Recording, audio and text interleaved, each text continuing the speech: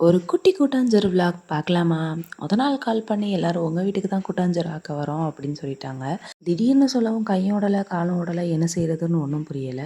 ஆனா எங்க குடும்பத்துல உள்ளவங்க சொல்லிட்டாங்க, "நீ எதுவுமே பண்ண வேணாம். சமைக்கிறதுக்கும், சாப்பிடுறதுக்கும் நல்ல ஒரு ஸ்பாட் ரெடி பண்ணி வச்சுக்கோ.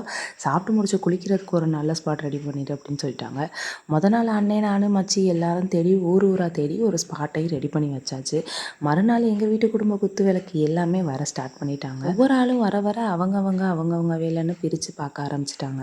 ஸோ அந்த அன்னைக்கு என்ன சாப்பாடு அப்படின்னா, சிக்கன் மந்தி போட்டு மயோனஸ், சாலட், அதுக்கப்புறம் ஃபீர்னி எல்லாமே காய்ச்சிருந்தாங்க. அந்த அன்னைக்கு பார்த்தீங்க அப்படின்னா எங்கள் வீடே இல்லை எங்கள் ஊரே சும்மா கலகலன்னு இருந்துச்சு.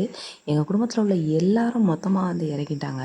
அந்த அன்னைக்கு கிளைமேட்டும் பார்த்தீங்க அப்படின்னா செம்மையாக இருந்துச்சு. ஏன்னா வெயிலே இல்லை, நல்ல மேகமாக இருந்துச்சு. சமைச்சு முடிச்சு சகன் சாப்பாட்டுக்குன்னு ரெடி பண்ணிக்கிட்டு இருக்கும்போதே சும்மா மழை அடிச்சு ஊற்றிருச்சு.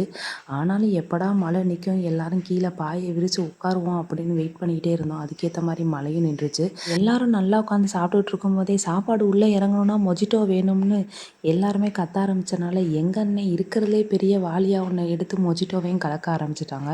கலக்கி எல்லாரும் குடிச்சு முடிச்சதுக்கப்புறம் வீட்டை காலி பண்ணி அடுத்து எங்கே குளிக்கிறதுக்கு தான், எடுங்கடா வண்டியை விடுங்கடா ஆற்றுக்குன்னு எல்லாம் இருக்கிற வண்டு சுண்டு எல்லாத்தையும் அள்ளி போட்டுக்கிட்டு கிளம்பியாச்சு. போகிற வழி ஃபுல்லாக நல்லா வயலில் இறங்கி நடந்து போய் தான் அந்த ஸ்பாட்டுக்கே போகணும். அதுவே செம்ம த்ரில்லிங்காக இருந்துச்சு. எப்படியோ தடுமாறி உளுந்து எழுந்திரிச்சு ஸ்பாட்டுக்கு போனால் அங்கே ஒரு பெரிய ட்விஸ்ட் இருந்துச்சு. என்ன அப்படின்னா, ஆற்றுக்குள்ளே இறங்கி குளிக்கிறதுக்கு வழியே இல்லை. நாங்களாம் ஒரு வழியை ஏற்பாடு பண்ணி எல்லாருமே இறங்க ஆரம்பிச்சிட்டோம். இருக்க பெரியவங்களை மட்டும் ஒரு இடத்துல பத்திரமா உட்கார வச்சுட்டு இருக்கிற வண்டு சுண்டு நண்டுன்னு எல்லாத்தையுமே ஆற்றுல இறக்கியாச்சு. எங்கள் அண்ணன் என் மகளையும் விட்டு வைக்கல, அவளையும் ஆற்றுக்குள்ளே இறக்கி கால் நனைச்சி விட்டுருச்சு. எங்கள் குடும்பமும் குட்டையை பார்த்தாலே 1/4 மணி நேரம் குளிப்பாங்க.